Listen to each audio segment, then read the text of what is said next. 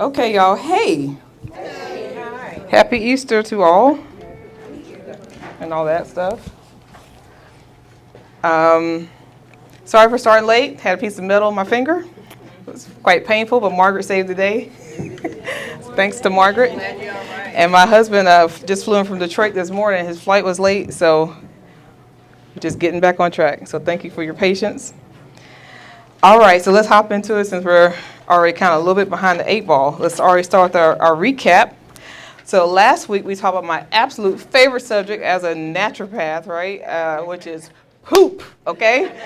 Poop, poop, and more poop. All right, so I asked them these questions last week, so you all should knock them out this week, right? So what makes my poop smell?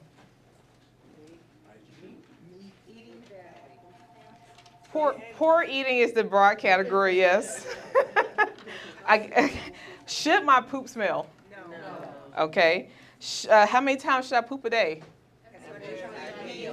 As many major meals as you have, right? So if you eat 2 major meals a day, you should have 2 poops a day. If you eat 3 major meals a day, lunch, breakfast, lunch a day, you should have 3 poops a day. If you only eat 1 major meal a day, you should have 1 poop a day. If not snacks and stuff like that, if you snack. Should I poop every day? Yes. Okay. Should I poop as soon as I wake up? Yes, at least within the first 2 hours, or preferably as soon as you get up. It should be automatic. And until that happens, you can go and sit on the commode and train your body to do that to help it along. How long should it take me to poop? Not long. Minutes. Not even minutes. You should not be able to read a magazine and scroll on Instagram. Like by the time you finish peeing, the poop should be out. Okay, it should be out. Think about a dog. How long does it take a dog to poop? Does a dog have time to read a magazine and stuff? If it can read, it should take you about the same amount of time. It should just come out, okay? All right. How many times should I have to wipe? Once.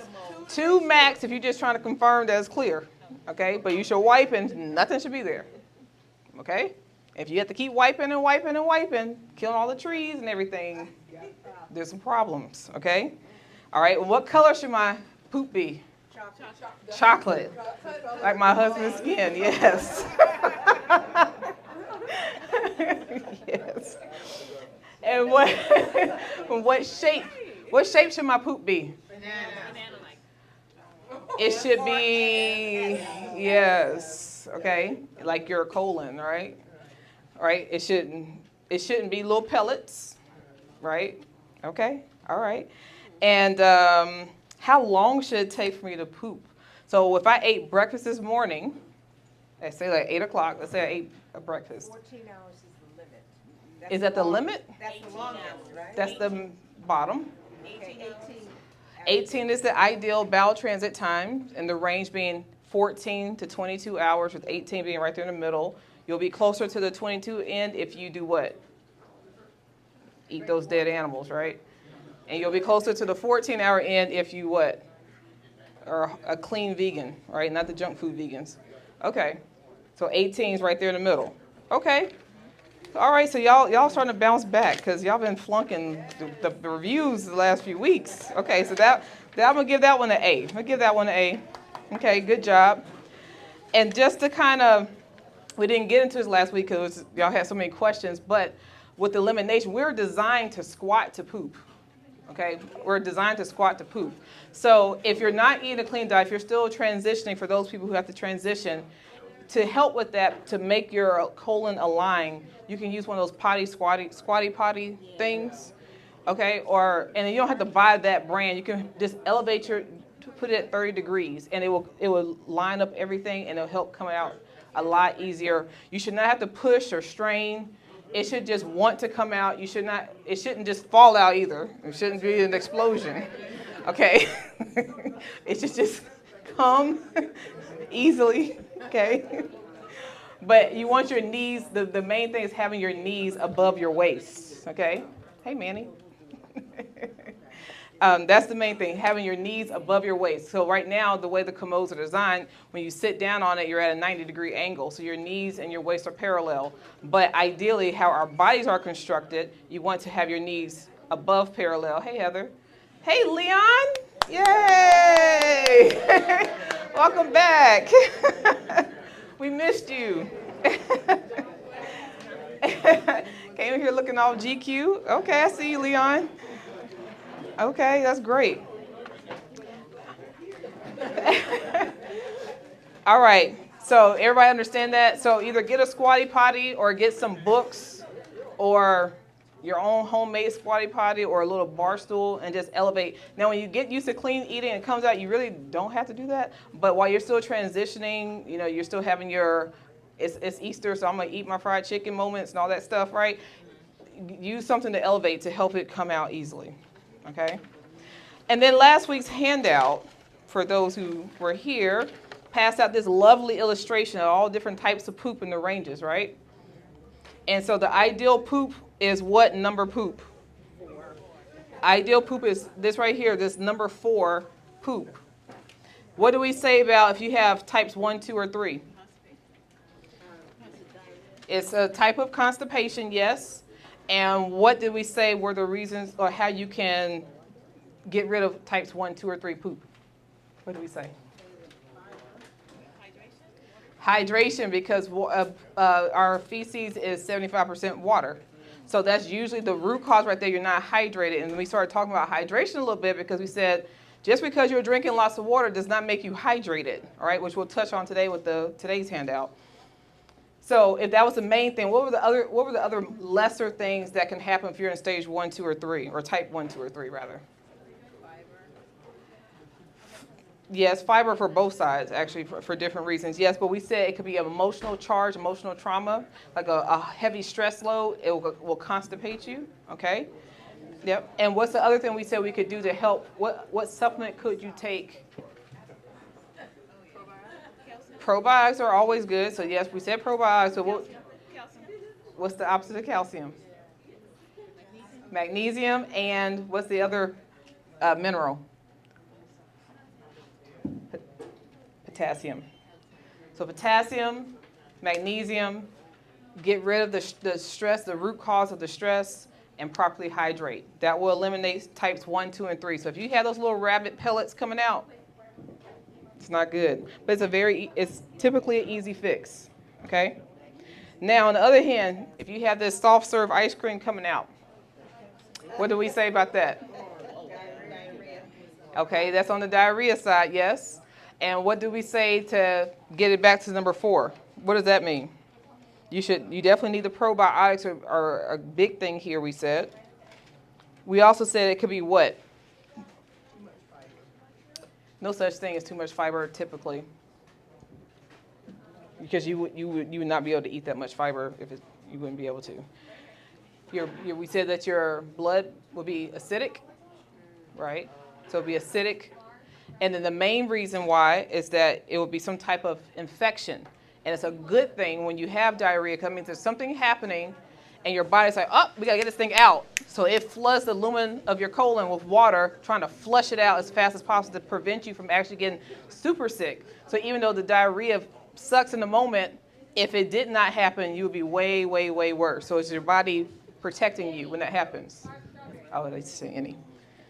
Did y'all remember that? Y'all starting to fade off on me on that. Say it again.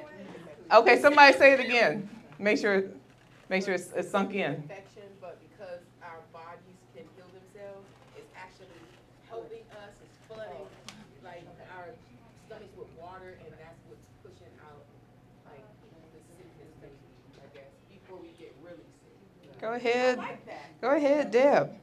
And so the solution, so we said what the solutions are for the constipated side. What were the solutions for the diarrhea side? I already kind of said them.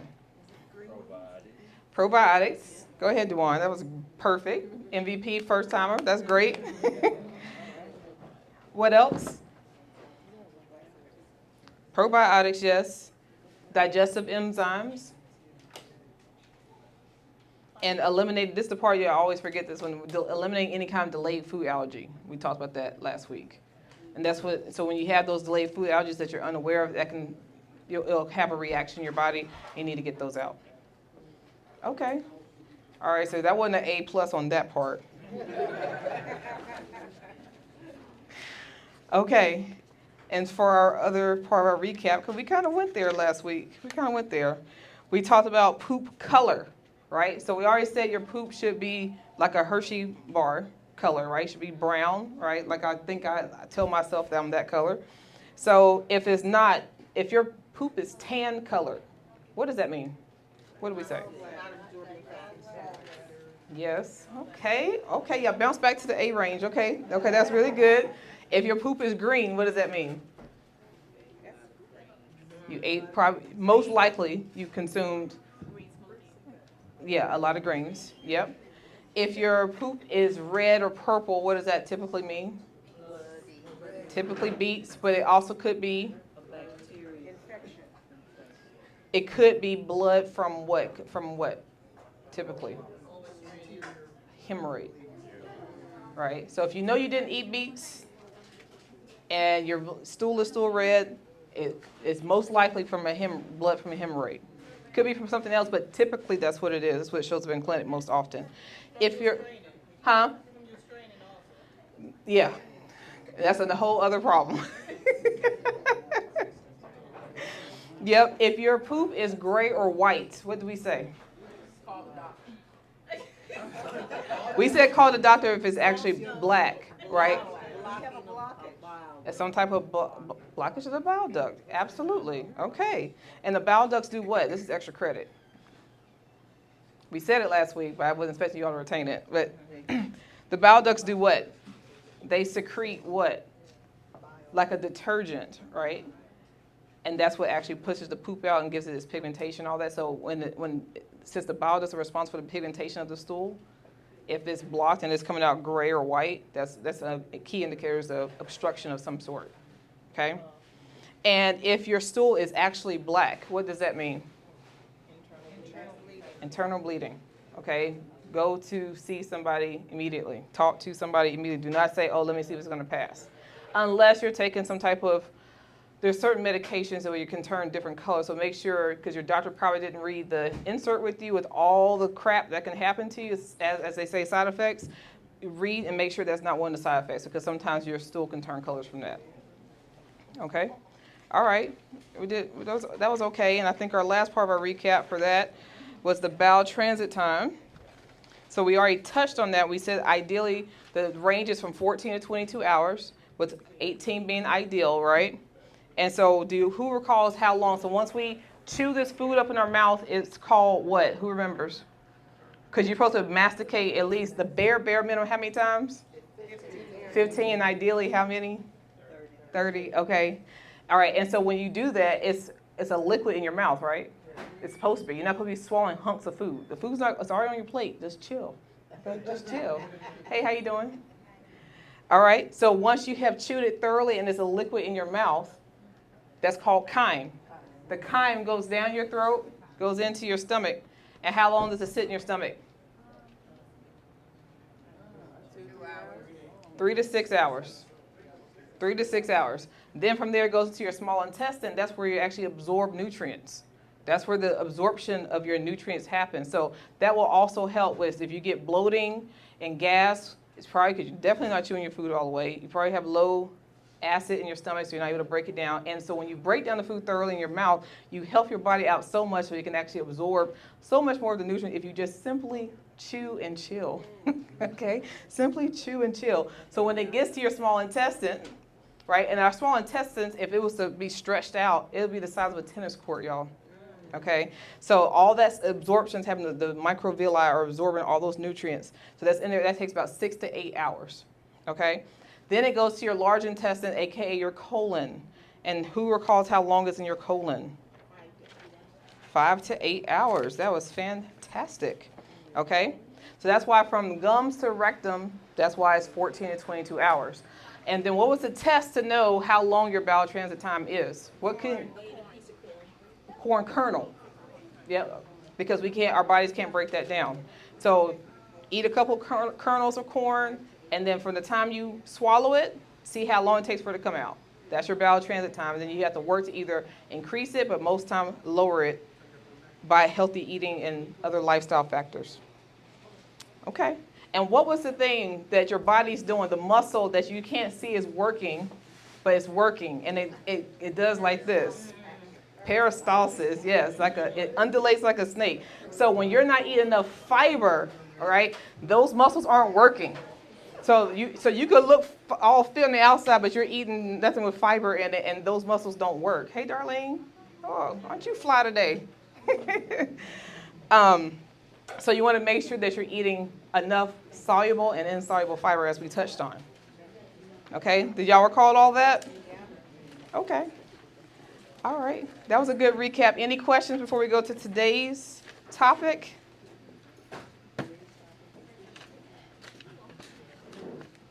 I don't even have it fun. I have to look at my phone. No questions? That's fine. I'll look at my phone.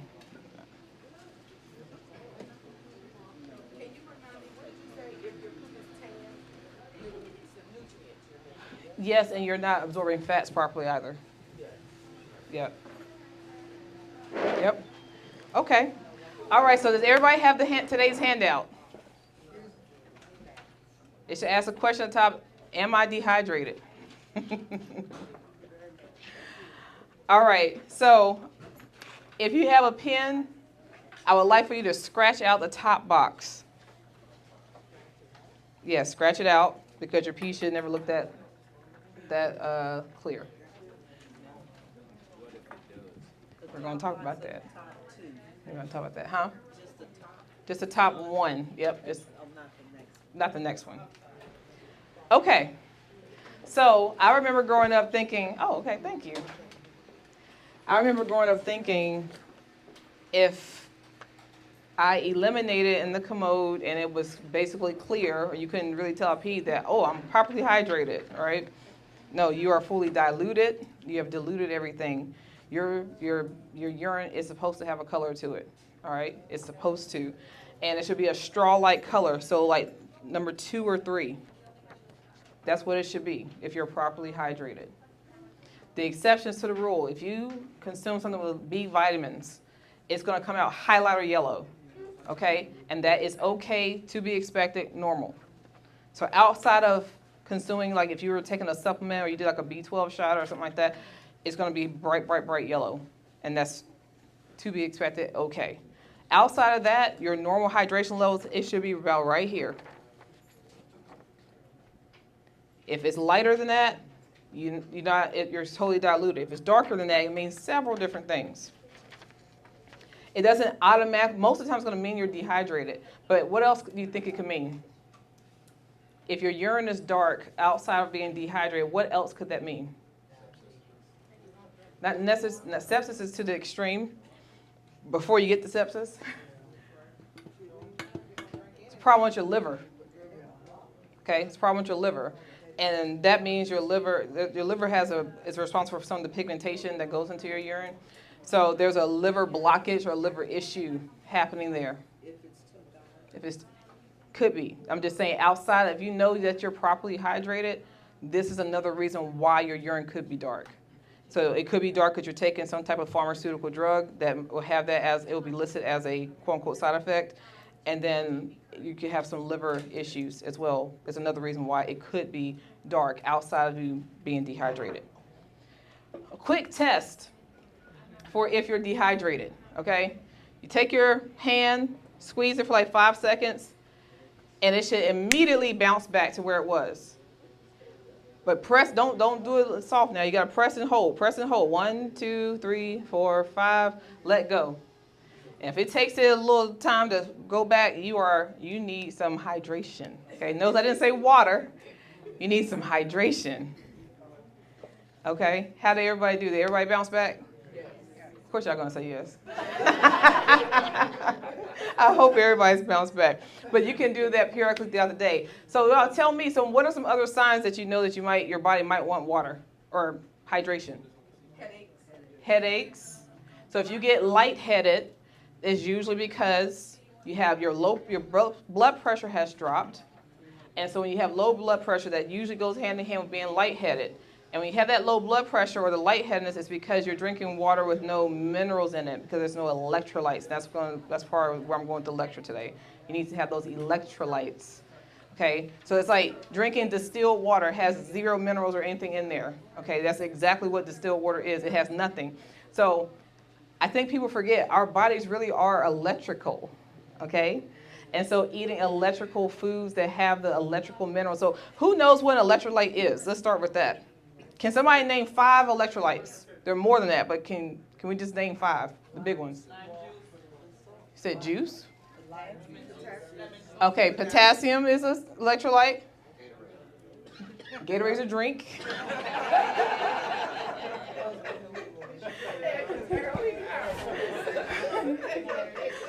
Okay. Potassium, so sodium is another one, yes. So we have, right, so far we have potassium, we have sodium. Who can name another one? Big ones. Calcium is an electrolyte.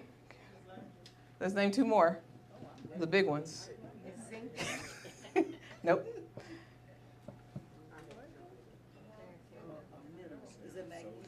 Magnesium, yes. Okay, ooh, you on a roll, you're on a roll. Okay, so chloride. Those are like the big 5, okay? There's also phosphorus and bicarbonates and all that, and that helps to buffer the pH and make sure you're not too acidic or too alkaline. But those, the big 5, so we have sodium, potassium, magnesium, calcium, and chloride. And you normally hear sodium and chloride together because sodium chloride is traditional table salt, okay? I would say of those 5, the most important is sodium because sodium is what actually regulates the fluid balance in our cells. It decides how much water we're going to have and how hydrated your bodies are going to be. And so with all this marketing, look at you, all this marketing and everything that's going on, they try to make it seem like salt is terrible for you and all that, and they don't, because they know you don't understand how the body works and how the body is designed to heal itself. So that's why we're in this class, right? So that you have a better understanding of what's going on. So sodium, not only does sodium responsible for hydrating, because sodium attracts water. It attracts. That's why if you have too much salt, you're eating too much of that Bojangles chicken and all, and fries and all that, you're eating too much of that, that's how you get edema. All right, that's when it swells, especially your ankles. Look, you have cankles, it swells. You push your finger in, and there's a dent left. You know, that could happen anywhere in your body, but it typically happens in the lower part of your body because your heart can't really pump enough back up. That's what tends to happen. Sodium also helps to transport oxygen, so that's why when you're playing sports and you're drinking Gatorade or Powerade or whatever those horrible electrolyte drinks are, they have the salt in there to help oxygenate your cells, okay? So that's part of what sodium does. And it's part of the, well, I'm going to get to that. Let me get to the next part. Okay, so sodium is super, super important. So if you're not having enough salt, we need about 1,000 milligrams a day of salt. And I've told you before, 1,000 milligrams sounds like so much. Okay, 1,000 milligrams is 1 gram. Okay, so you're talking about a teaspoon of salt a day. Okay, all right. Is there one salt that's better than others? Yes. Like I've heard pink salt is better than regular table salt, or would you? Yes. So the question was, is there salts that are better than others? Yes. And I don't want to say better than others typically, but in this answer is more concrete. The answer is yes. So the salts that you want to go towards are unrefined natural salts. So like the pink Himalayan salts, the Celtic sea salts, or the Unreal salt that's right here from the big mine in Utah that's made in America. Those are the 3 salts that come to mind. There's other salts that but they're more specialty salts that wouldn't be abundantly found in grocery stores. But yes. Sea salt. Sea salt. You want sea salt because that's where it has the minerals. You don't want refined salt where they've added artificial nutrients to it. Okay. Well, not synthetic nutrients to it. Okay. Potassium. Potassium is a huge, so let me take a step back. So when we say electrolytes, so we just named the 5 big electrolytes. It's because they are electrically charged. And so without them, we don't have nerve conduction, we don't have muscle contraction. Your body, if we are out of electrolytes, we literally die. We literally can't move, nothing happens, okay? So it's very important that if you're not consuming foods that are rich in that, you can start having these type of nervous problems and muscular problems because your balance is completely off, okay? So it's quite important. I can go into a whole chemistry class, but let me not completely nerd out on y'all like I like to do, okay? Yeah. Does that contribute to it has a contributing factor to it. But the main thing with MS is that the myelin sheath is not there, and there's a lack of omega-3 fatty acids, and you have to repair the myelin sheath. That's the main thing with MS. And then those are contributing factors to the nerve damage. Yep. Okay, so y'all. He has no. My mom has MS, and our good friend has MS, or had MS in that case. Yeah. So yeah, I might know a little bit more about MS because my mom has it. But okay. So potassium. Of all the 5 electrolytes we just talked about, we need that in the greatest quantity. So remember, every week I talk to you because people say, oh, I can't have it because it has salt in it, or it might have salt and all this stuff. I'm like, it's not a salt sensitivity problem. It's a potassium deficiency problem because they go hand in hand. Magnesium and calcium go together. Like I said, nothing works in isolation, okay? So if you want to have something with salt, if say you're salt sensitive, your doctor said don't eat salt, then I say, okay, you could do that. That's one option. You could use miso paste because it's been fermented, so it doesn't have the same effect on the body, won't affect your blood pressure. But then also, you could just increase your potassium, right? Because I know then when people say that, they're not eating enough fruits and vegetables in a day. The average American eats only a cup to a cup and a half of vegetables in a day. The average American. When you're supposed to be eating at least 7 to 9 cups of vegetables. And that's where you're going to get these nutrients, these electrolytes. But most Americans only barely eat a cup of vegetables a day, and that's the lettuce and tomato on your Big Mac, okay? It's not, people don't even eat a salad every day. They don't eat fruit every day. They don't have a smoothie every day. They're not doing basic things. There are living foods before you eat all the other junk.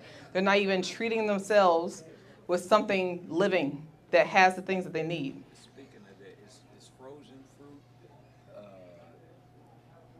as good as, I guess, was not frozen? Would it have the same nutrients or not necessarily? The question up here is frozen fruit as good as fresh fruit? So the short answer is no, but the extended answer is absolutely consume it. So frozen fruit is picked at ripe when it's ripe peak ripeness. Thank you. I was like, what am I? Frozen fruit is picked at peak ripeness, and then it's flash frozen immediately. So it's going to taste the best. It's going to retain as many nutrients as possible. But through the freezing process, it will degrade some because it has been changed, but not significant. It's not enough where I can say, oh, don't do it. You absolutely should, because sometimes it's not practical, especially when we're in winter and we don't have access to like the berries and stuff like that because it's not their season. Frozen is awesome, dude, such as long as it's organic. Okay, organic, loyal always. So I've been trying to understand the organic as opposed to non-organic. What's the biggest impact? Ooh, class, we talk about that so much. Who can answer that question? He's asking, really, is organic that big of a deal? Like, should we pay that extra 20 cents per pound for organic, and why does that matter? Leslie, yeah, what's the answer to Dewan? Everybody uses chemicals. Some, I mean, even if it says organic, it might have some chemicals on it, but it's not anywhere near what you get just, in the regular market. And it's also what's in the soil. So if it's grown in soil that's depleted, you're not going to get much. So organic has more stuff in the soil that you can get. That was a great answer. So I'm gonna amplify her answer. So she said yes. So when they're eating conventionally grown foods, as they like to call them, conventionally grown meaning with all the pesticides from Monsanto and all the glyphosate and all that, right? That they say it's safe, right? But it's killing the bees and kills all the other animals out there, and the person spraying it has to be completely suited and booted, but it's safe for you to eat, right? Okay. So outside of that, when a plant does not have the option that the 4 elimination channels that a human has. A human or a mammal has 4 elimination channels. What are those 4 elimination channels? Nasal, ears. Close. Sweat, poop, urine, and we already said sweat. And okay. So as a mammal, we get rid of our toxins and everything, all the stuff that our body's trying to get rid of. We have 4 elimination channels. What does a plant have? 1. So everything that is fed, it has to come all the way up through the root system, right? And if it wants to come out, it's got to go all the way back down the root system, right? So when they spray these safe, approved chemicals for people to eat that you would never eat if it was sprayed on your food directly. When they do that, so it has to try to eliminate it. So what ends up happening, because those are harsh chemicals, the plant cell has a cell that's different from a human cell. It's called a vacuole. It's the largest part of a plant cell. So anything that would throw off its balance and kill it, it stores all those chemicals in the cell. So that's why when people say, oh, I'll buy the conventional because it's cheaper and I'll just wash it off. You can't wash off inside the food, okay? And so the demonstration, the class has seen me do several times, I brought 2 white flours, put 1 white flour in water with green food dye, food coloring, and 1 in regular water.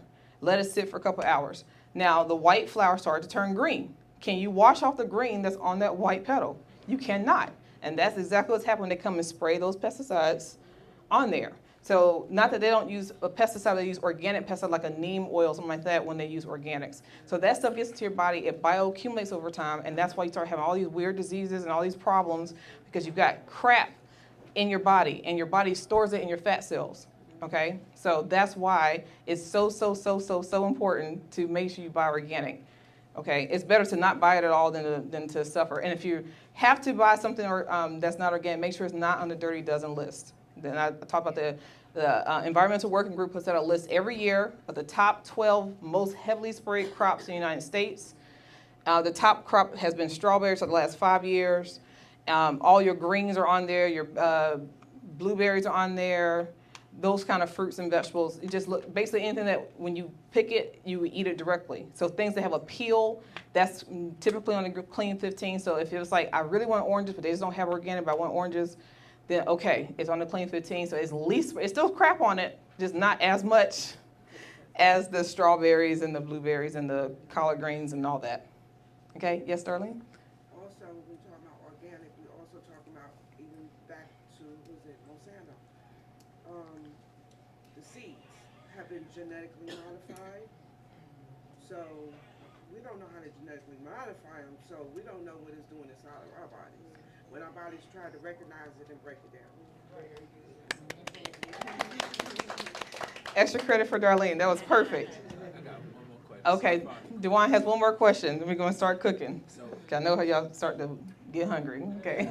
So, with how do you know which fruits and vegetables are organic at the grocery store? Like, do you just have to go to farmers market, or is it? That's a great question. Dewan's coming in kicking butt. Okay. The question he asked, for those who can't hear, for those on YouTube, he said, how do you know when you're in a grocery store that the food is organic? Okay. One, it will be in the organic section. Certain stores have certain labels. Like if you go to Harris Teeter, they have a purple label and it'll say organic. And it'll have everything in an organic section. And when you don't pay attention, you don't even see it. I guarantee now you go in the grocery store, now you're going to see organic everywhere because it's there. All the grocery stores have even Walmart, have an organic section. They tend to be purple with the labeling, okay? If for some reason they're doing something and you don't see it, the PLU number, the number that the cashier will type in to figure it out, it will start with a 9. It will be a 5-digit number and it will start with a 9. So if a zucchini is 4235, I don't know, it will be 94235 for the organic version. That same PLU number, if it starts with a 3 or an 8, that means it has been genetically modified. And please avoid that. We don't have time for that. Okay? Yes, sir? Huh? 4, the traditional one, means conventionally grown. So it's been conventionally grown with all the pesticides and all that. Yep. Now, they have a loophole where they're allowing certain genetically modified foods to have the PLU that begins with a 4, and they can do that because PLUs are not mandated by the state or by or nationally. It's just it's a price lookup number so that the grocery store knows how many zucchinis, how many apples they sold. So it's not. That's why different groceries have different numbers. So that's why you have to always pay attention. Yes. Quick question. I wanted to go back to the water. So, filtered water, does that have the electrolytes in it, or should we put a couple sprinkles of salt? So, like when I'm playing pickleball and I'm drinking a lot of water all day because, when I play. But if it's not giving me the electrolytes and I need to just like put a little salt in it, is that what we should do? Because I don't drink Gatorade. You shouldn't drink Gatorade. Oh. Okay, so the question is, Is my home water filter, is it eliminating my electrolytes? The answer is I don't know, because I don't know what filter you have. All filters are not created equal. Some are terrible, some are great. And I would say in general, if you have one of the great filters, then you want to still add like some trace minerals to it. Or you can add, like we talked about before, a pinch of salt. You still with me, Sharon? You just add like a little pinch of salt. And again, this is in 20 to 32 ounces of water. You're adding less than a quarter teaspoon of the proper salt, like a sea salt of some sort, a Celtic salt. And then that way you have those electrolytes we just talked about, that's in that salt, and that's in that water. Okay, so if you're ever unsure, just do that. You don't want to overdo it. It should not taste salty when you drink. And I still encourage you all to always put freshly squeezed lime or lemon in it anyway. Yeah, so you'll have all that. Yeah. You can do it together. You can do one or the other or together. Yeah, it will not hurt. Yes, ma'am. Maybe I had a client years ago that she had taken salt out of her diet completely. And she was trying to get pregnant. She could not get pregnant because she had taken salt completely out of her diet. And it wasn't until we started her back to doing the Celtic salt that she got pregnant. Absolutely. I love that. I love hearing stuff like that. It's simple things. It's the simple thing. And then people think salt is in your food. One of the foods that have the highest amount of sodium, let me not say salt, sodium is celery. Okay? And so that's one of the highest foods with sodium in it. So sodium is in your food. Okay? So that's why when you only need to add, if you're cooking, about a teaspoon a day, that's in terms of your needs. Remember we talked about the RDAs and about the absolute bare minimum to keep you alive, to keep your body functioning, right? So you need that 1,000 milligrams or 1 gram of salt a day for the electrolyte balance, a little bit more if you actually work out and sweat like you're supposed to. Because even if you do nothing, you lose about, I think it's 200 milligrams of your electrolytes an hour just from breathing. Okay, so even if you're not an active person, you still need to be properly hydrated. You still need the electrolytes in balance. So that's why you have to replenish. You have to replenish it every day. And the most thing you need is potassium. The bare minimum is 4,700 milligrams potassium.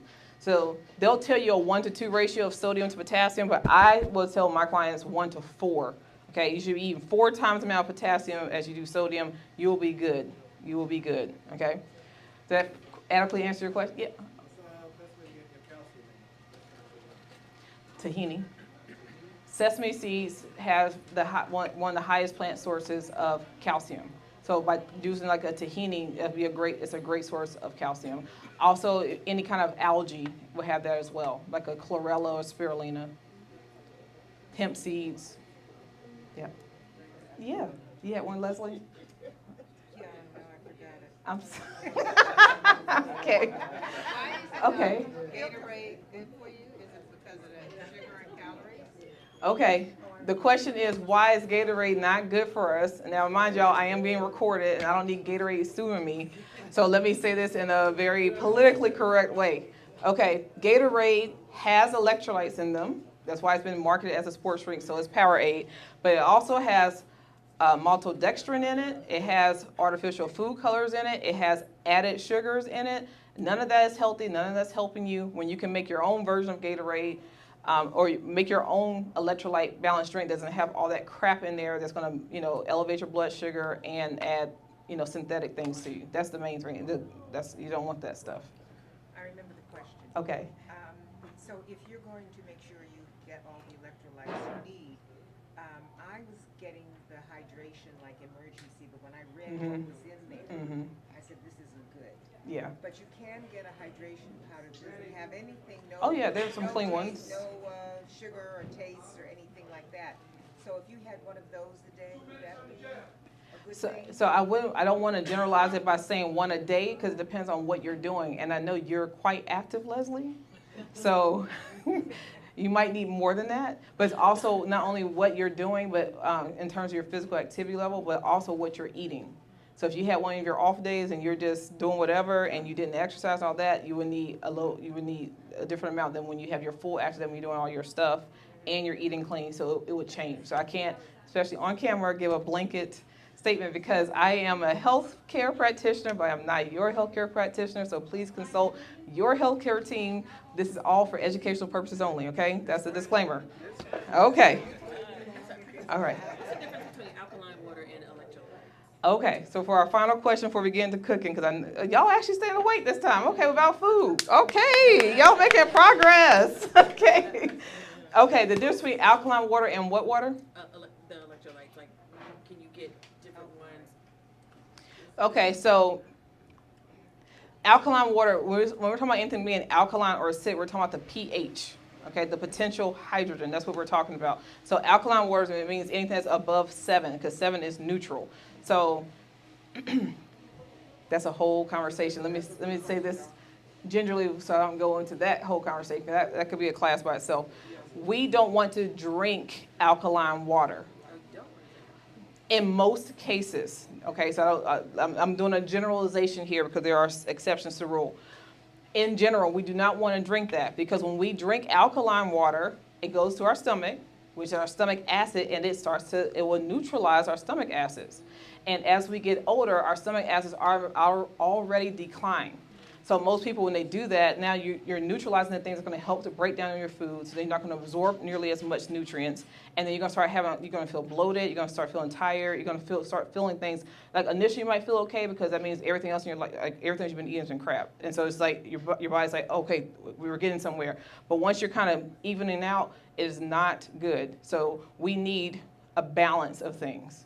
We need a balance of things. So alkaline water is just not ideal for most situations, for most standard American dieters. That's not the ideal thing. Okay. All right. Well, this will be continued. So we can talk about poop and pee again next week because I'm very excited that you all are so interested talking about your poop and your pee. Hopefully y'all been examining your poop and your pee and your frequency and taking pictures and seeing how it changes throughout time, you know, because it should change.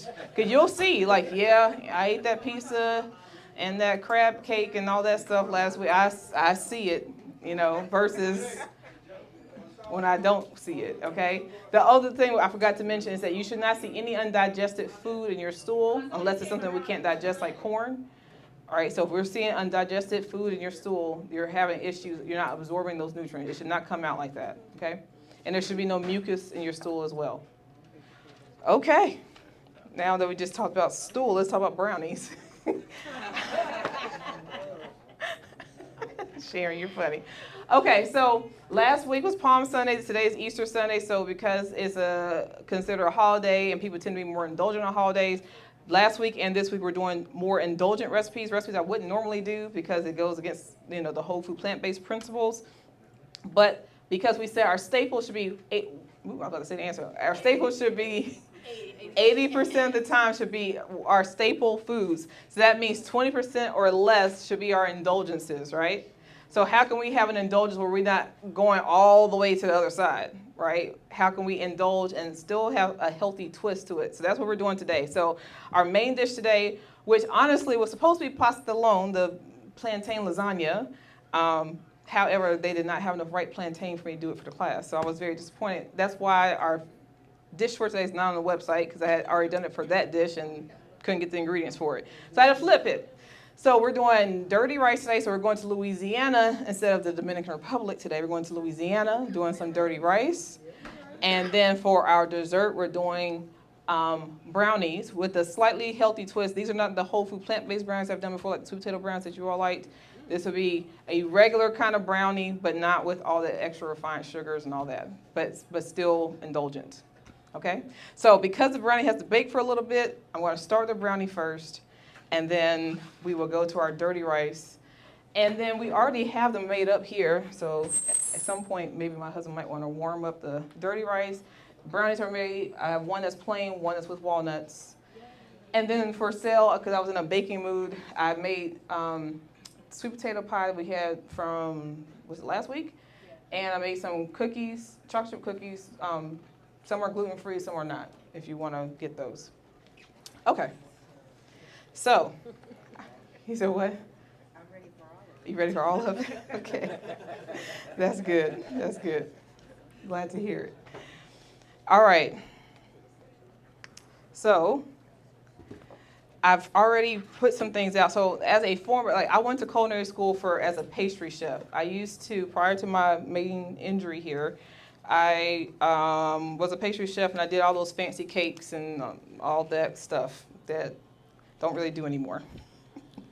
So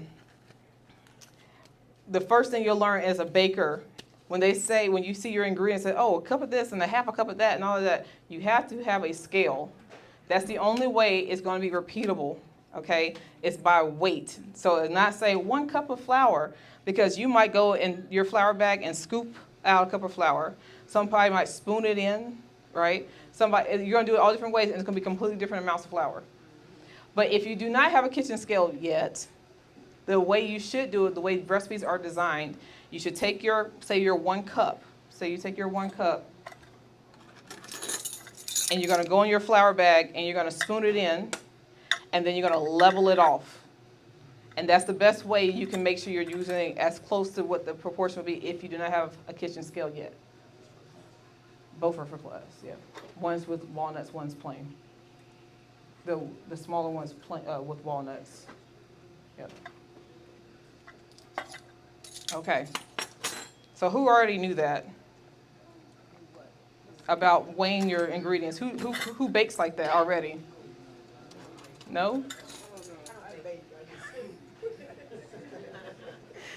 And that's why when you make it the next time, it can be different, because and then when the humidity in your house changes, so the flour will be heavier and denser, and you'll get different amounts of flour. All right, so with my water here, and this is filtered water, y'all, just by the way. Hope y'all know that. All right. So I'm going to start by making our flax egg. I have 2 tablespoons of ground flax, to which I'm going to add 5 tablespoons of water. 2, 3, 4, and 5. Uh-oh, wrong way. So for those who are new, when you're doing something with baking, baking is an art and a science. Baking is an art and a science. So you have to understand what was the egg's role in whatever dish you're veganizing, okay? And for extra credit for the class, who recalls the 3 things an egg does in a recipe? Binds. It adds moisture, yes. And what's the third thing? It adds structure so that it can lift if it needs to lift or whatever. Right, so an egg does those 3 things. So some recipes you just need it to hold together and add moisture. Some other recipes need to have that lift. And that's when you either supplement with like a chemical, like a baking soda or baking powder. I'm going to sit it here so y'all can see this turn to a gelatinous egg in a sec. Okay. So making brownies, do we need it to lift? No, because a true brownie is supposed to be fudgy, right? It should not be cakey, because that's cake. Okay? Because people say, do you like cakey brownies or fudgy brownies? Well, that's not a brownie if it's cakey. But I can get down with both. But that's, in terms of the culinary way, that's what that is. So that's equivalent to how many eggs? 2. So 1 tablespoon of flaxseed, ground flaxseed, to 2 to 3 tablespoons of water is 1 egg. Okay?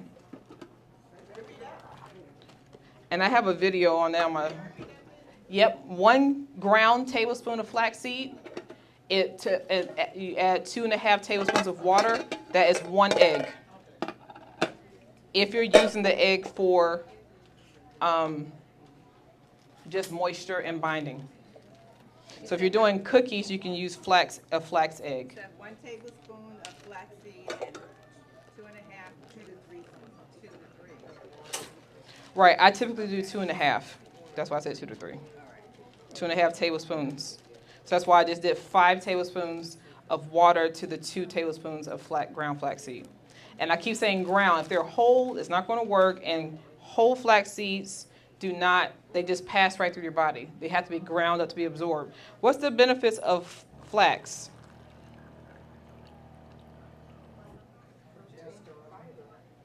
It does have fiber, but what is its main selling point?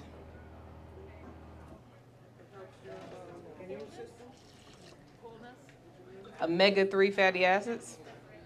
Okay, so it has the fiber, the soluble fiber, and the omega-3 fatty acids. Yes? No? Maybe? You don't know? That's a fair answer. That's a fair answer. Okay. I'm just going ahead and get this rice going for the dirty rice in the rice cooker, just so we're not having to wait on that. It just needs like 5 or 10 minutes. So that's why it's the first thing you do while you get all of your mise en place together. Hey, how you doing? Okay. So I'm just taking my brown rice here. I'm just going to add a little bit of this better than bouillon. So it just have a little bit of flavor to it. And we'll just set it and forget it.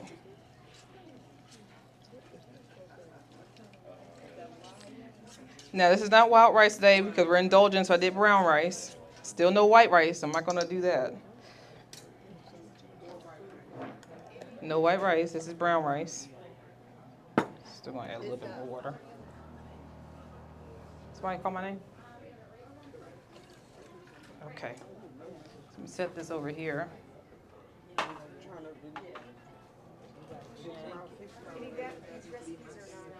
No, because we were supposed to do something else today, and I had to switch it last minute. So I will have them updated when I get home. Because I had the plantain pasta ready to launch today. I mean plantain lasagna. Oops. What? Oh, no. Nope. Okay. All right, so I have my mixing bowl here. So I've already pre-weighed the ingredients. So here are the ingredients. We have the flaxseed. Well, actually, the next thing we're going to do, what makes this different, we're going to go ahead and make a simple syrup. And when you see like classic non-vegan cookies, non-vegan brownies, it has that shiny, crackly kind of top. When you use a simple syrup, that's what gives it that. Because most vegan brownies, like the ones you'll see back there, that I've already pre-made, will not have that because I don't use refined sugar. So if I use coconut sugar or date sugar and you make the simple syrup, it will not give you that crackle shine. So I made those two different versions, a plain version and a walnut version, so y'all can see it. And then I'm going to make a version with cane sugar, but it's still raw, and most importantly, it's still organic. Okay, so no glyphosate free. Okay, we don't need that Roundup. Bye, nice to meet you. We don't need Roundup on our stuff. And 90% of the sugar sold in the United States is genetically modified because it's from genetically modified beets. So you just know you're putting, on top of it being refined sugar and having no minerals or anything in it, that you're also getting that glyphosate hit. Is cane sugar vegan? So let's talk about that. So when I say vegan sugar, people are like, well, how is sugar not vegan already? Because as you see, this sugar is not white, right? The white sugar that's even worse than this, most of the time to make it white, they use bones of animals and they blend it, and that's what makes it white. So that's why when you'll see vegan raw sugar or vegan sugar, so it has not been tumbled around with the bones. If that floats your boat, then that floats your boat. Okay. Yeah. They use every single part of the animals. How do I know? I've never been asked that before. I think my husband, I'm a little geeky, nerdy. I was that girl. Trivia, useless knowledge type of stuff.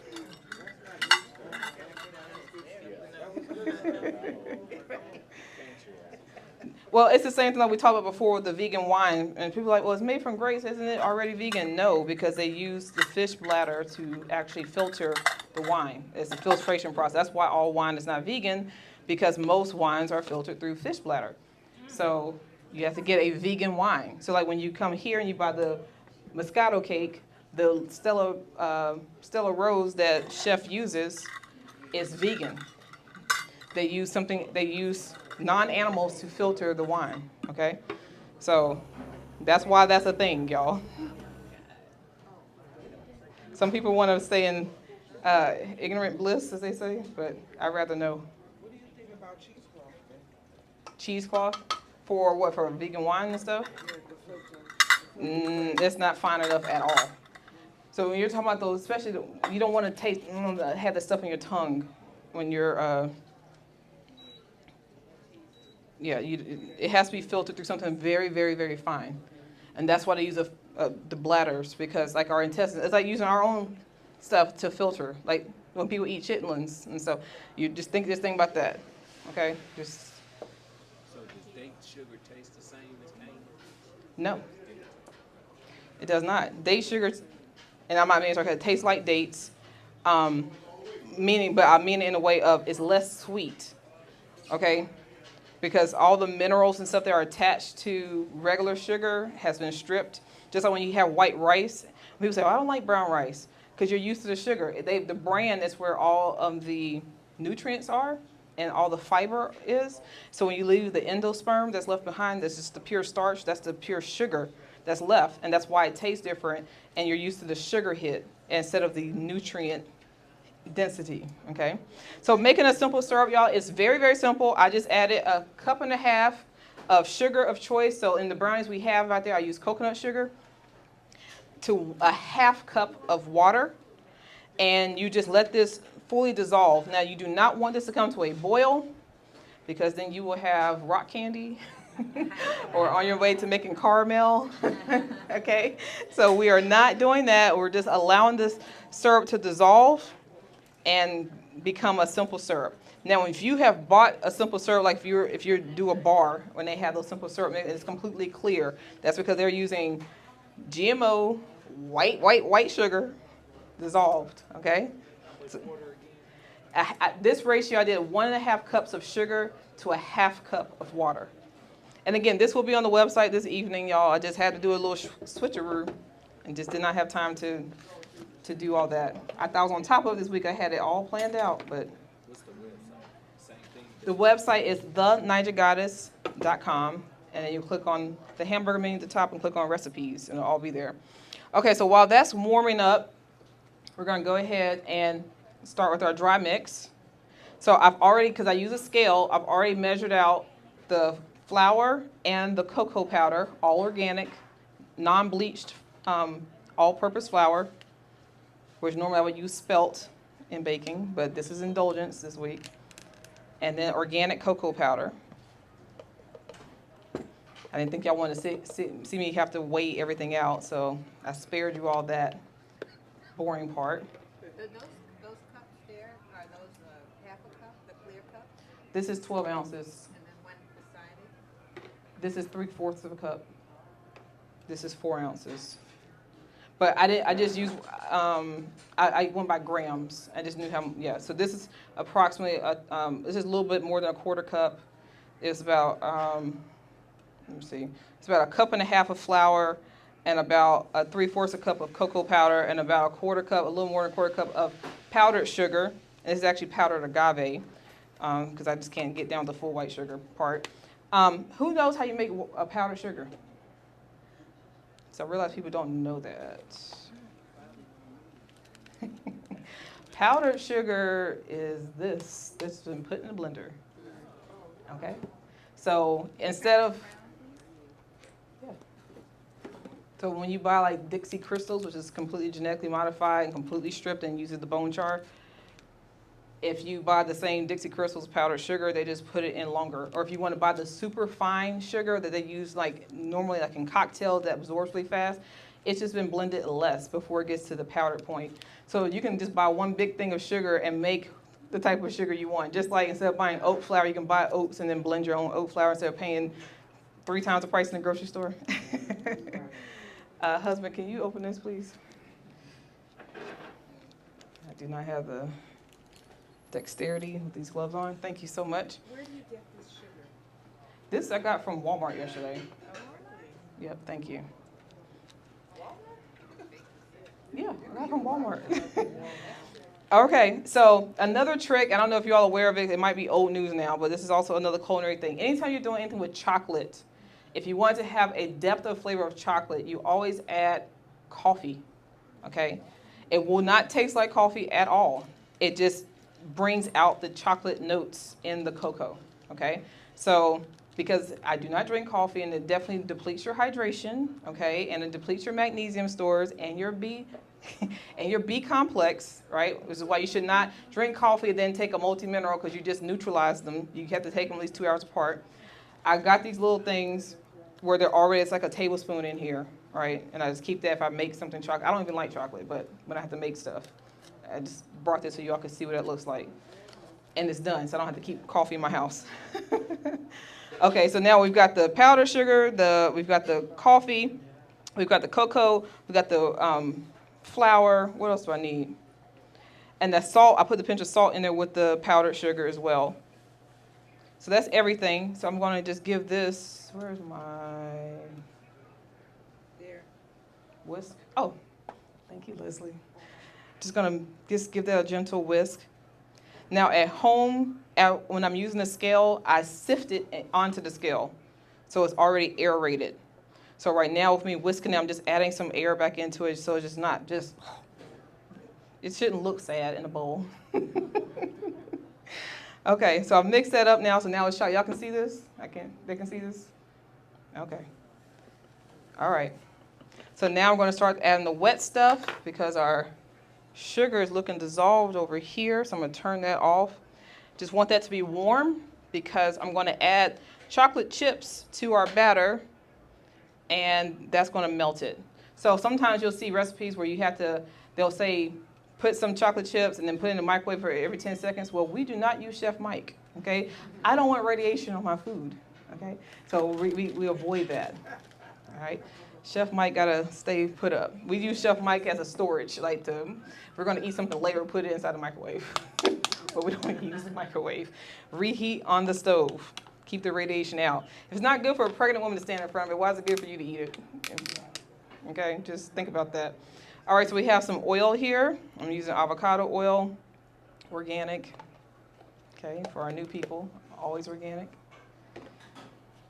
All right, some vanilla extract. I think I'll put like a teaspoon or two, but I'm always very liberal with vanilla because it's my favorite flavor. So whatever the spirit tells you to do, okay? Follow that. And let's see, am I missing anything?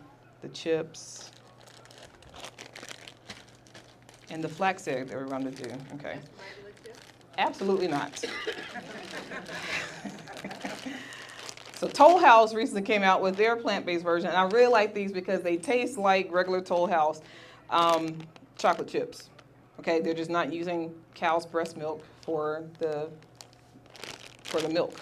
Okay, so. How do you find out, that information, all of that? Well, anything that says dairy is cow's breast milk. So you just want to do non-dairy because I got these from Target. Target always has these in stock. Food Line by Me has them sometimes. They've been real wishy-washy. I had to go talk to the manager about that. I was like, look, dude, like, you know my needs.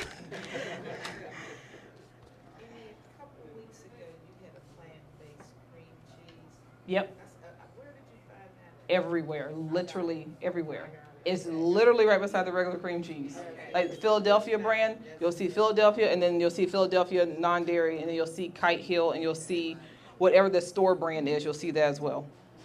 And Butler's soy curls.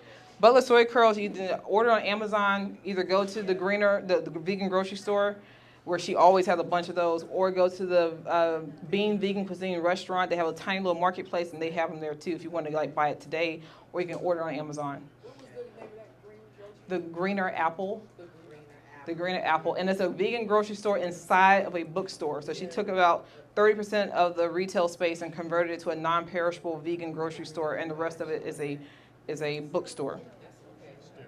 Okay. All right, so I got all my ingredients here.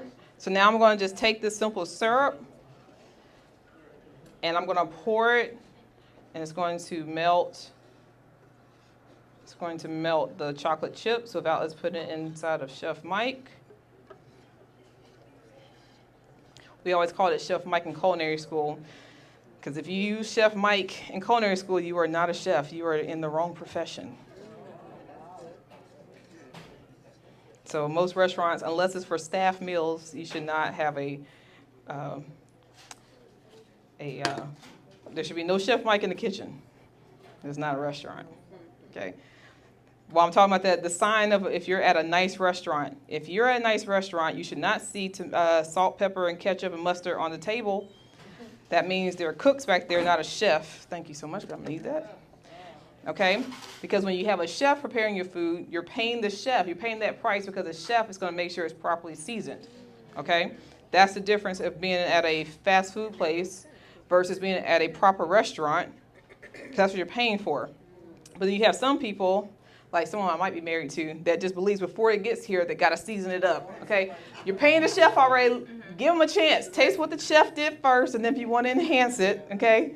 Because in culinary school, it's seen as disrespectful. It's like, dude, I went to school for seasoning, okay? So that's how that goes. So when you come to Love and Action Cafe, you don't see that on the tables, do you? Because you have a chef back there that properly seasons the food to make sure that you have a great experience. Yes. How do you feel about the convection ovens? Convection ovens are great. You just have to make sure you're using it for the right purpose. So today, making these brownies, I am not using the convection setting. Thank you so much, Devon. I'm using traditional bake setting. So I'm going to turn it on to 350 right now. Okay, it's on bake. Where's 350? There it is. We're going to bake for about 30 minutes. And then I have here this organic spray oil that's non-aerosol that I'm going to grease this pan with. I've made like 4 batches of brownies out of today. We're going to pour our batter in, and then we will indulge. And then I brought some pistachios to put on top if y'all thought that would be a good addition. And if you don't, then that's fine. So we have a plain, we have a walnut, and then we can potentially have a pistachio. I think that means yes, add the pistachios? Okay. I'm going to add them now. I'll add them on top. What? 2 walnuts. Okay. The walnuts and the plain ones are already done. Oh, Lord, I didn't add. Look, y'all supposed to keep me honest. I'm like, it's looking a little, oh crap. Well, let me do it. Let me just make this work. Okay, you see that? Wow. That's 2 eggs. You can fry that? Like, No. Absolutely not. This is for binding and for moisture, okay? So we have our 2 flax eggs here that I'm going to whisk up in our... It may not come out all the way right. Thank God I already made them. Yeah, now that's looking a little looser. I was like, this is a little drier. Yes.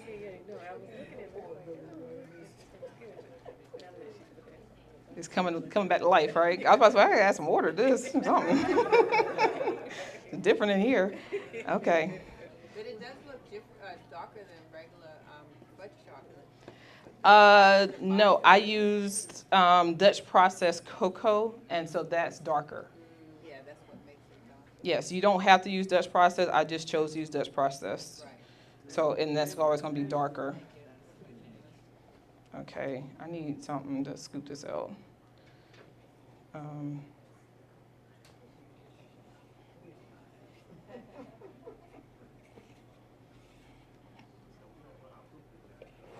Right, I was thinking that too.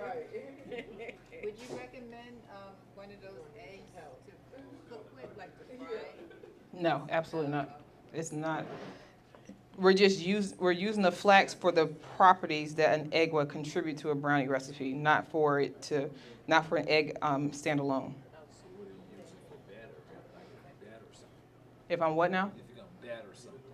I would use probably chickpea flour. Yep, it does the same thing. All right.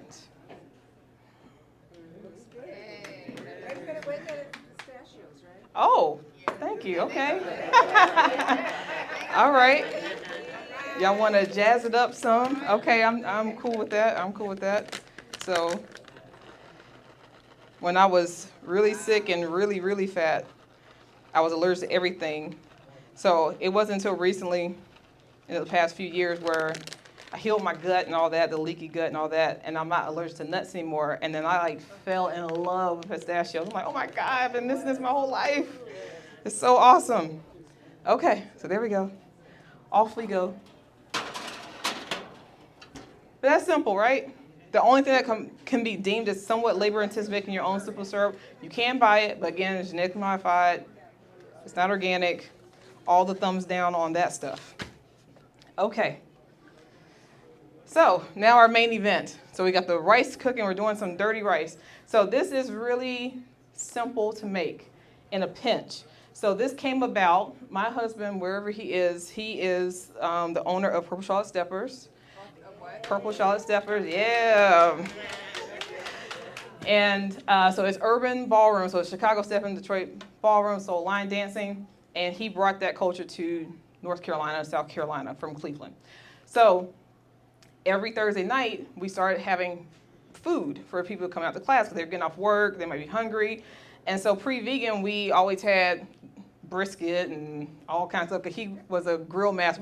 We used to have 4 grills at our house, okay? He would just have meat, just to grill meat, just meat on top of meat. So just for sport, basically.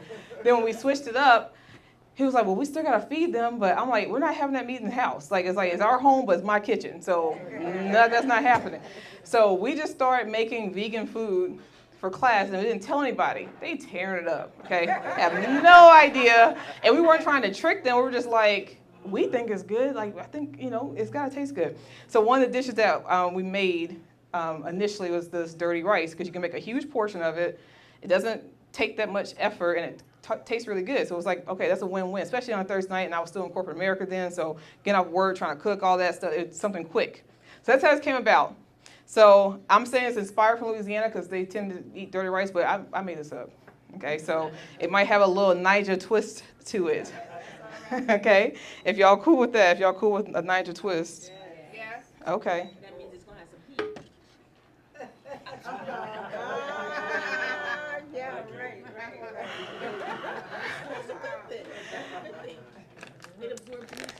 That's right. All right, so part of the indulgence thing here, Karen, yep, you called me all the way out. Yep. It has a little kick for some interest, okay? Just a little interest on the palate, so you don't get bored. Okay. Yeah, we're making dirty rice. Okay, so right now this video from 5 years ago, and you'll see a difference in how it looked too. It's on my YouTube channel, so one of the first videos, you'll see us making it. So this is, you can use whatever kind you like. So this is a Gardine's meatless ground. So I'm going to use that. Okay. Yeah, I'll pass it around.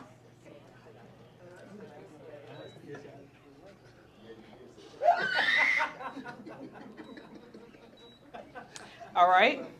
So what we're going to do, this is how we're going to do.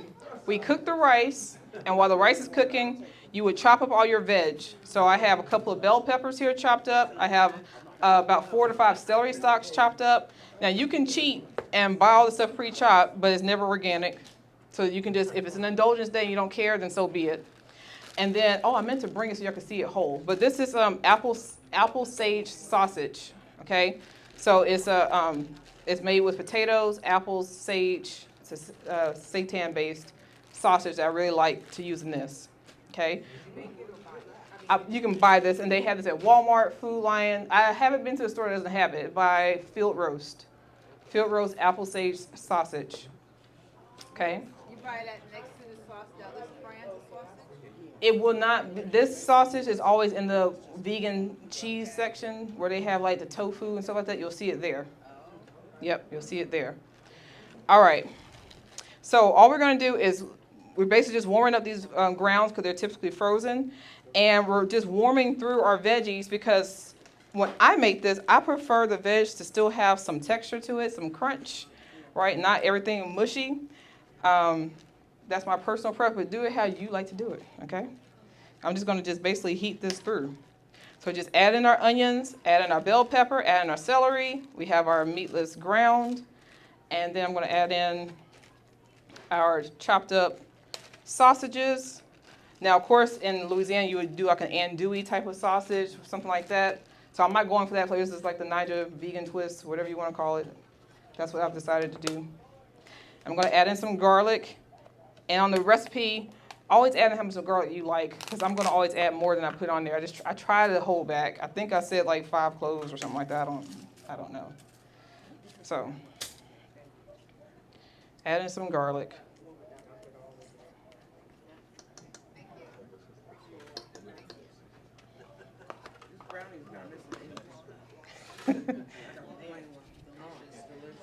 I'm glad to hear that. You're not missing a thing. All right, so I'm just going to mix this around, and then the seasonings. So I went ahead and mixed this. So we have Tony Chachere's, or Chachery, whatever, how you say it, Creole seasoning. And I wasn't as generous as I would be because I know you all can't handle the heat or perceived heat, okay? So I think I did like barely a tablespoon of that. I have a bay leaf, onion powder, garlic powder, black pepper ground, freshly ground. So that's the only heat. So I didn't add any of my Niger spice and all that because y'all would not eat it, okay? Does it have oil in it? Nope. So when we are eating more on the indulgent side, we don't want to ladle on oil. When we're sauteing, I'm doing a water saute because these vegetables have plenty of water in them, right? And the frozen ground is frozen, so it's lots of water there. So I'm just literally just kind of heating this through. And then once this is heated through to my liking or to your liking, you give it a taste, see if it needs any salt. Oh, I need to add a little bit of better than bouillon. And then you fold it into the rice. And that's it. And it's very easy to make a huge batch of this. Very, very easy. Add some bouillon. So, if you were not making this as an indulgence, would you use the wild rice that you soak in the water? Okay, so the question is, if I wasn't making this as an indulgence, would I have made this with wild rice? So I still made it with brown rice. I'm still not going to do the white rices and the white sugars. So from that perspective, we're still okay with the brown rice. The indulgence would be any kind of mock meat. You know, I don't typically cook with mock meats. So that's the indulgence here is the mock meat. Other than that, everything else is fine, you know. And also eating this as a main dish, I would definitely accompany this with a salad because you know, half our plate should be what? What kind of vegetable? Non-starchy vegetable, right. So if your main plate is all rice with some vegetables in it, that doesn't really qualify, okay? So that's what makes this an indulgence. You can turn it from not being an indulgence to eating a big salad first and then eating less of the rice mixture. And that's really it, y'all. So just let that warm up for a sec, answer some of y'all's questions, and we'll get y'all served up with, let's see, is our rice done? Oh, it's still cooking, almost there. And it's coming. Just gonna add a little bit of water to it. Amy, why do the Europeans eat their salad last? Oh, such a great question.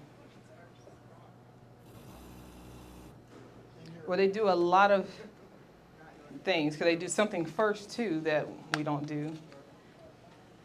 So in general, you should eat your salad first. It provides like a net of enzymes that will help break down your food. And that's why you should do that first. And it will make sure that you don't have a blood sugar spike. It will really help prevent that. Even if you're eating crap, it will help it not spike by doing that. Typically first they drink something that's either a probiotic or a shot of liquor that's going to help with the digestion. They typically do that first. They also do not eat while they drink because you're not supposed to. They're supposed to be, you eat when you eat, you drink when you drink. And if you want to drink something, it should be 20, 30 minutes before you consume your food. They also do that. So when they eat salad last, then that is helping with everything else they just ate. It's not going to blunt anything. It's going to also make sure you don't overindulge on desserts, okay? And it's going to make sure you have proper digestion. So there's a method to it. Different cultures do it different ways, but for those particular reasons. But here in the United States, you have your big gulp. You're slurping that down while you're eating, and you have this hot, super cold drink and a super hot food, and you're doing it together, so you're diluting your digestive enzymes.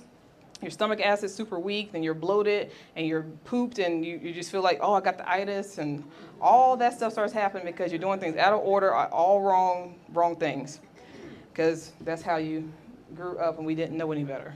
Right, and that's how we're taught, and then it just becomes your culture and it becomes your habit, and until you take a class like this, you don't know those things and stuff. Right. So it's really important that they get this back into elementary school, preschool, you know. They don't teach personal finance in school, so you grow up, get your credit screwed up, and be broke, and then you're like, crap, I need to figure out how to get my personal finance together because I didn't learn. They also don't teach you how your body works in school. You don't even have basic anatomy. So they just tell you now, go to your doctor, talk to your doctor. And then all the power has been bestowed on this one person that's been indoctrinated with a certain particular curriculum, right? So, and then you just don't know basic things. If you knew if I just ate more potassium, I may not need to be on a blood pressure medication. If I ate more greens in general, I may not need those types of things. If I did lifestyle modification, I may not need those things. And knew how your body operates, you wouldn't feel so helpless going to the doctor for every single thing.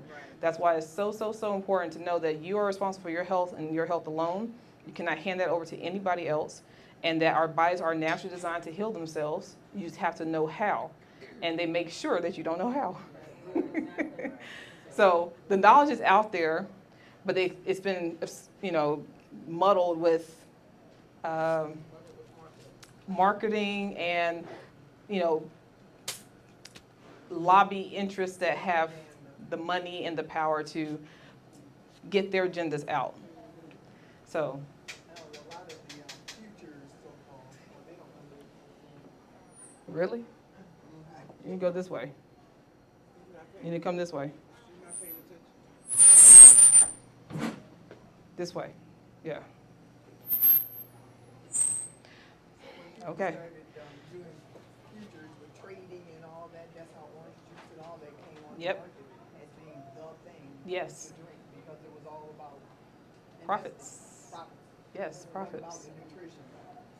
It's never been about the nutrition. It's not about your personal interests. It's about the interests of the company for whatever they're selling.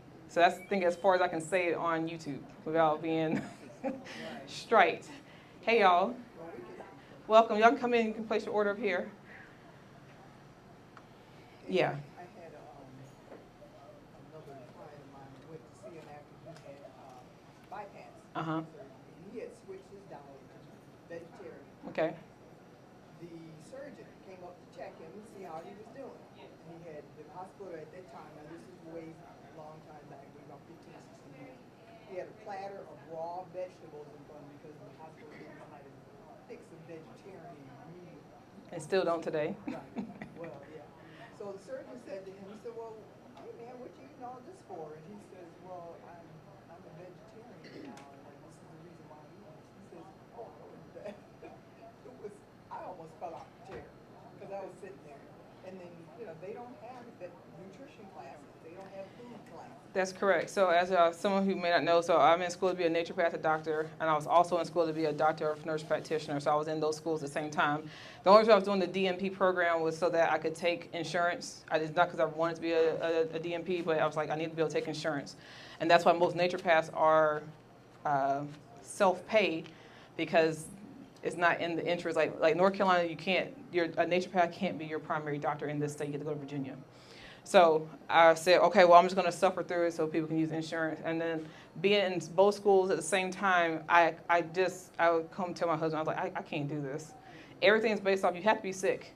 If you're well, there's nothing they can do. There's no preventative anything. It's not set up, it's set up for symptom management. There are no cures. Like, they literally laugh at you if you're trying to find a cure. Like, literally, my husband used to be a pharmaceutical sales rep, and he asked the president, who was it? he asked R&D, like, what are we doing about cures? Like, are we trying to cure cancer, cure whatever? And he literally laughed at him. It's like, we do, what did he say? Symptom management. And so the allopathic model, and it's actually based on symptom suppression. So you create another symptom by suppressing the main one. So if you come in there and say, my thumb really, really, really hurts, they're going to suppress this symptom because that's what you're complaining about, and it'll create something else. That's what the system is based on. I'm not making that. You can look up allopathic medicine, and that's what it is. It's symptom suppression. So on the naturopathic side, it's to get to the root cause. Because there's a reason why this didn't come out the blue. It's not because of your genetics, like they want to tell you, oh, because my mama had this, no. It doesn't work like that. Your mama and stuff might have, but y'all have the same recipes, okay? Y'all have the same lifestyle habits, okay? And that's why that's in your family. It's not because you're doomed to get it. It's called epigenetics. You can turn those cells on or turn those cells off. So just because your granddaddy and your great-grandmama and your daddy and everybody else had diabetes, that does not mean you're supposed to have diabetes, okay? That means you're doing the same crap that they were doing. Okay, so when you know better, you should do better. So I forgot how we got there. I went on a whole tangent. That was talking about the vegan doctor, the doctor that didn't know about vegan nutrition. Okay, I said all that to say And symptomatics. is that being in DNP school, being in school, and this is throughout the United States, you're only in 12 years to become an MD, M as in Mary, to become an MD. You only take one nutrition class. That one nutrition class happens to be sponsored by USDA, and USDA, who also happens to subsidize all your meats and all the Monsanto crap and all that stuff, happens to be the sponsor of all that. So they're going to teach you, yeah, you can eat bacon just in moderation. Yes, you can eat that breast milk. It's just in moderation. Yes, we know, especially for black and brown people, it causes all these things. Just eat a little bit less of it and you'll be fine.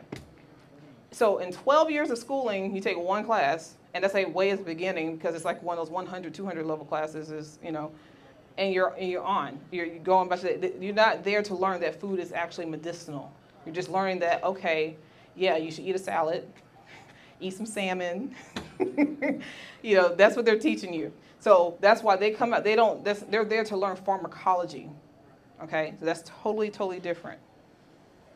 So that's that. So that's why you can talk to your doctor, and it's not like they don't want to help you. They didn't learn that. So I'm not bashing them at all.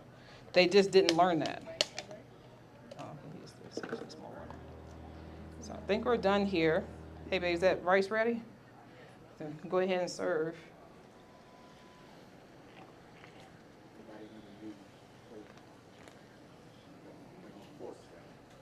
We have the spoons up here, or we have the sample spoons up here.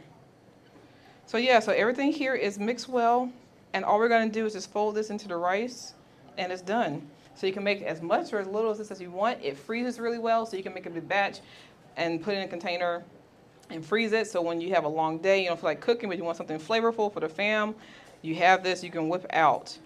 If you want less spice, you can add less spice. If you want real spice, you can add real spice to it. Make sure when you do eat it, that your colorful vegetables are still colorful. Okay, it should not become a pot of brown. And then you want to discard your bay leaf when you're upon serving. So that is it. You have a question? Yes. Calorie-wise, Yes. where does that sit? It's not free from calories. Absolutely not. So rice is already calorically dense. So this 1 cup is going to be 500 calories. So I think when I did it, and it'll be on the website tonight, I think it was 567 calories per serving. So because everything else is vegetables. But the meats, the meat that you put in there, Yeah. the sausage, that's plant-based, so it's Yeah. not calorific. It's not calorific. The calorific part is the rice. Yeah. Yep. Yep. Any other questions, guys, before we wrap up? We're wrapping up right on. Personally, I put hot sauce in my rice. I'm trying to get beat up tonight.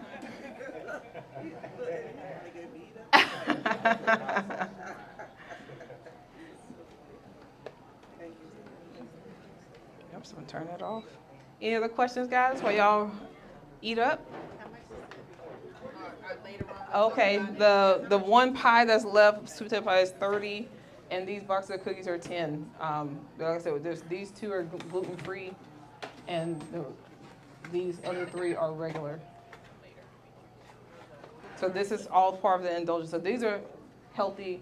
These are whole food plant-based cookies made with almond flour and tapioca starch. And these are regular cookies without the Without the almonds. Yep.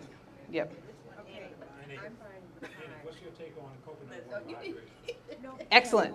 Coconut water and watermelon water are the 2 best waters for hydration and for the electrolytes. Anything that grows that close to the sun has the most electrolytes and minerals in it. So coconut water, real coconut water, not this pasteurized crap in the grocery store. Real coconut water. Okay. Yes. Excellent. Excellent. Excellent. Excellent. Watermelon water, I would say this is number 2. It's nature's. Yes. Huh? You can buy it, but it's pasteurized. Remember that. So you get a juicer, or eat your fruit or vegetable. You'll get your water. But that's structured water, and that's what everyone should be drinking. Is actually structured water. So where do you get real coconut? Not buying the coconut. I'm not gonna buy the coconut all the time, but I know they have to have some really good water that's already So the one brand, so they do sell the young coconuts. Okay, I think we're done here. They do sell the young coconuts. That all you have to do is put the straw in, and you don't have to worry about trying to crack it and all that stuff. They do sell those. Like Hair Cedar has them all the time. If I go to a restaurant in Depot, I can get a whole big tray of them, and I love to drink it in the morning. The one brand of coconut water that I like because it is as close to from the coconut as possible is Harmless Harvest. Harmless Harvest.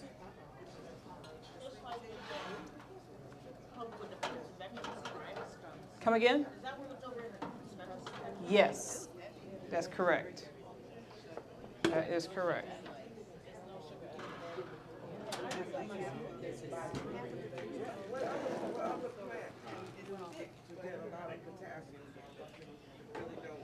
If you're talking about, so bananas, it's a misnomer. Bananas don't have that much potassium. It only has about 300 milligrams of potassium.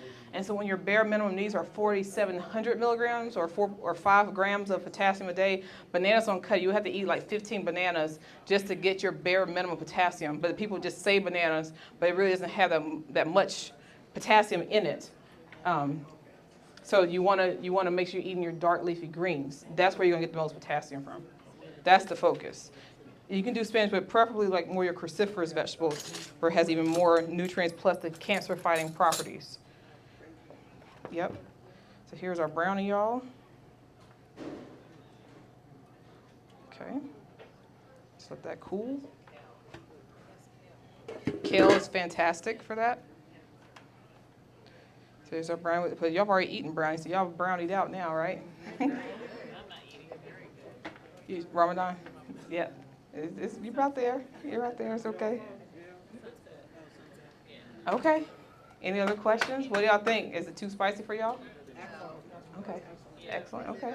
This is plant-based with almonds? Yes. Everything's always with plant-based, always. That one is gluten-free, so it's with tapioca starch, potato starch, almond flour.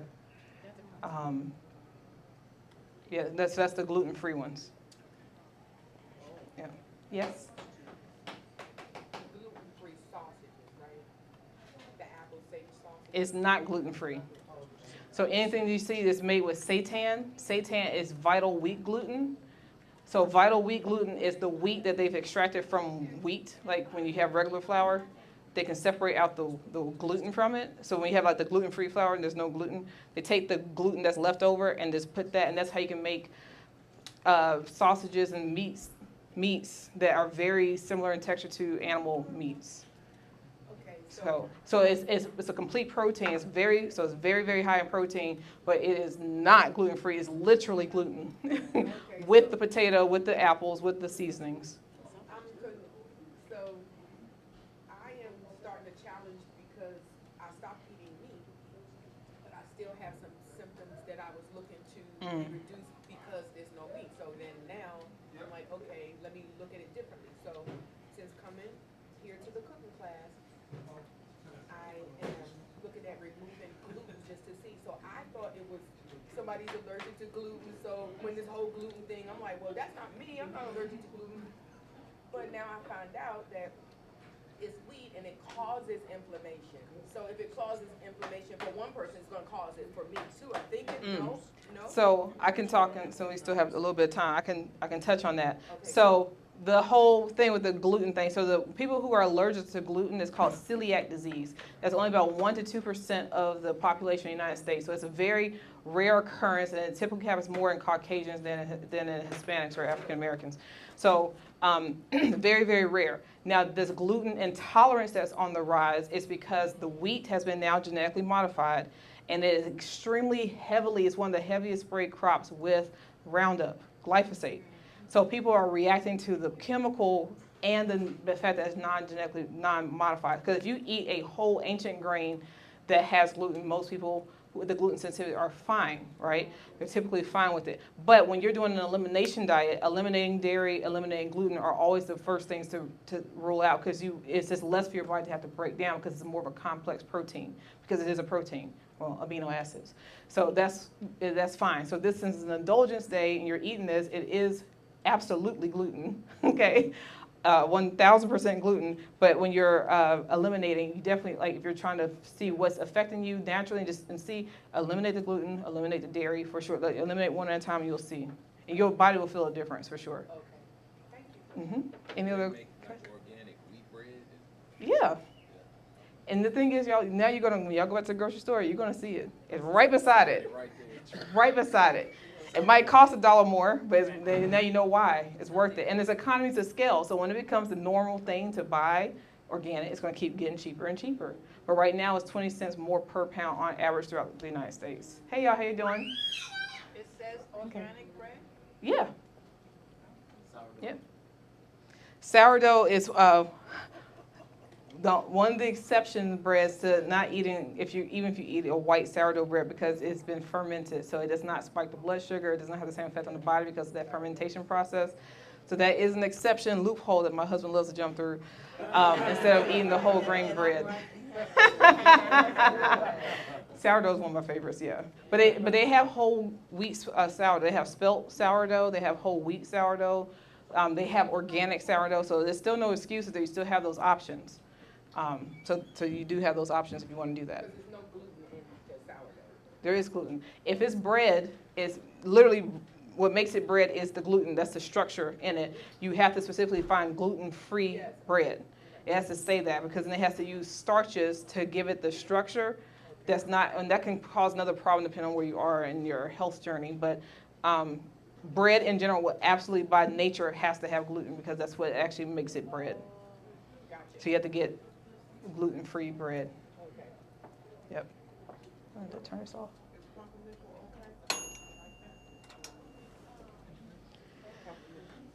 Look at the ingredients on it. The ones I see in the grocery store, they're not okay, because they put a lot of crap in there. If you're making it yourself, where you're going to like an artisan baker where they're doing it right, or sometimes I've seen a good brand at Whole Foods where they have some clean ingredients.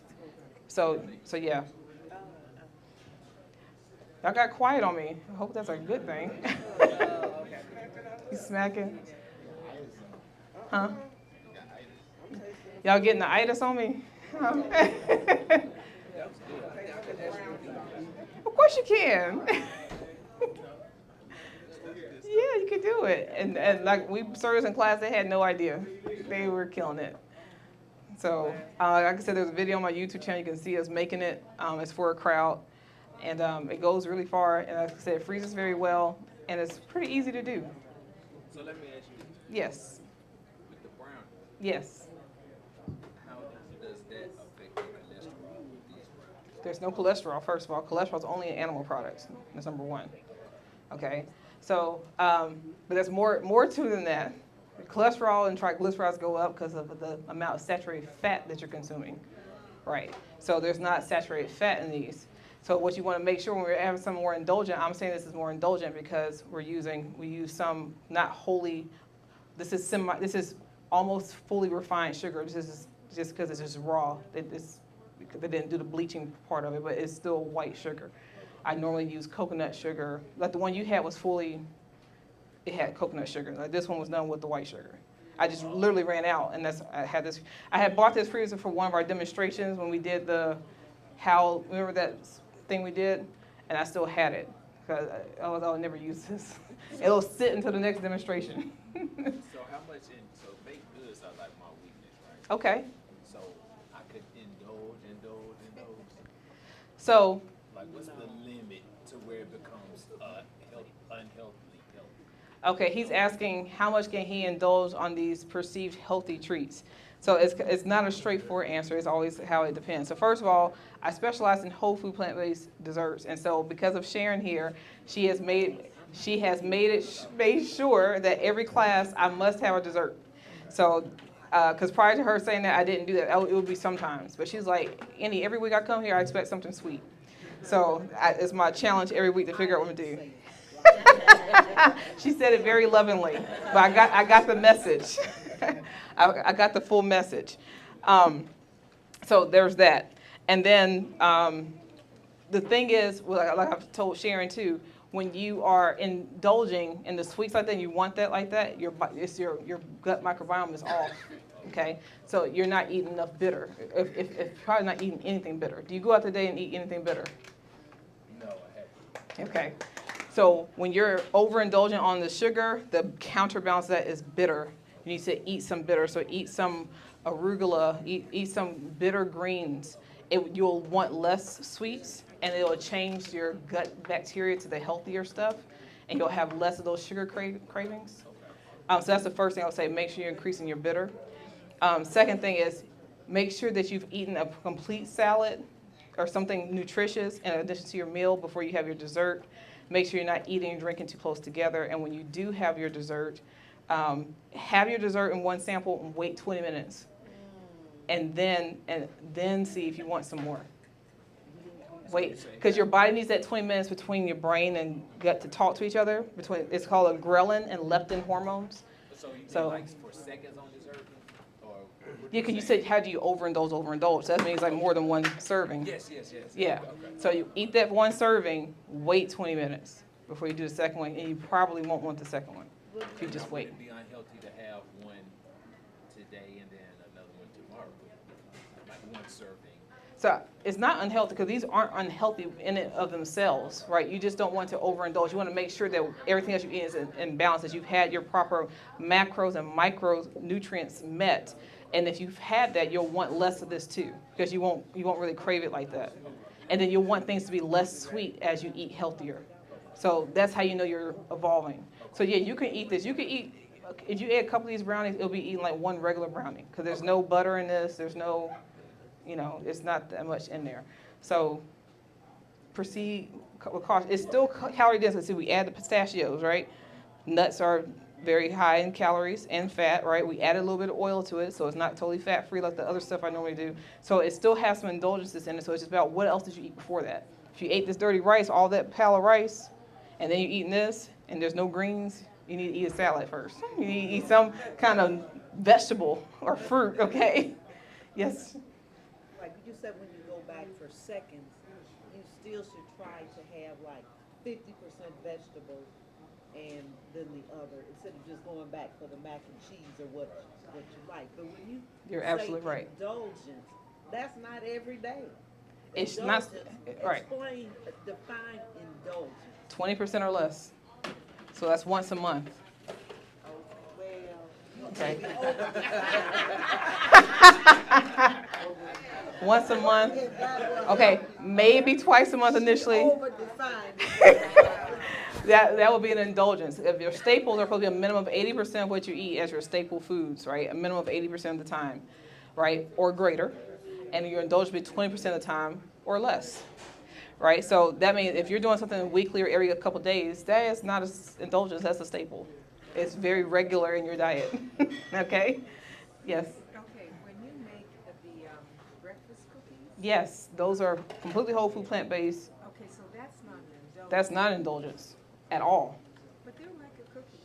They are. They're delicious. Thank you. I second that. Thank you. I could eat that for my dessert.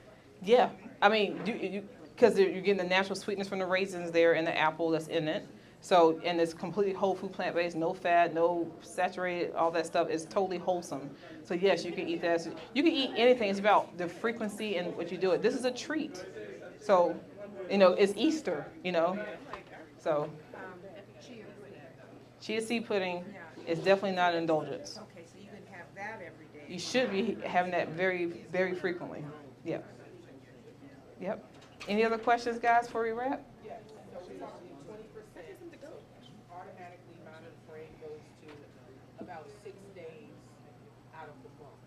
This is my point. Okay, she's taking it to math class. Go ahead. But you just said once or twice a month for indulgence. So the 6 days out of the 30 days, no?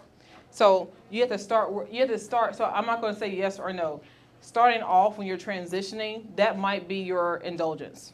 Okay, it might be once a week, versus you doing it multiple times a day.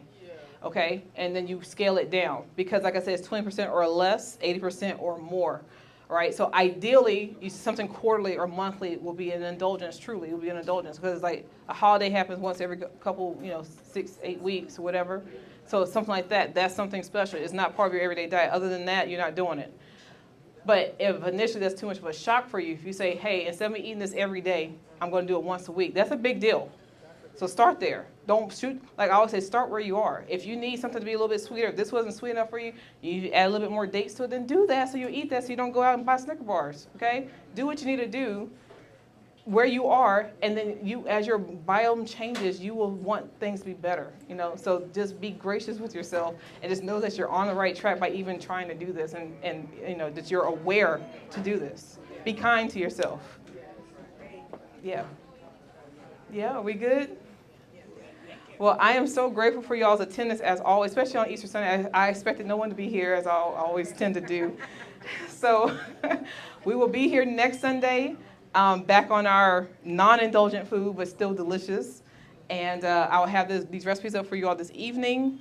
And, okay, I see the pie's already gone. So we have three cookies left. That's fine. And if you all want to take any of this home, otherwise me and my husband actually have dinner tonight, so that's the first. But feel free to take some home if you want. Make sure. You said cookies? I'm sorry, Chef might want those cookies. One more way.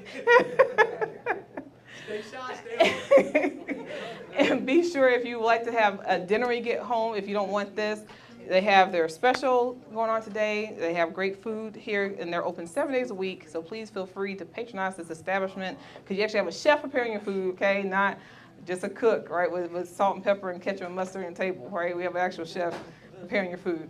So, yeah, that's that. So with that, thank y'all so much, and I'll see y'all next week at 3 o'clock, okay? Thank you very much.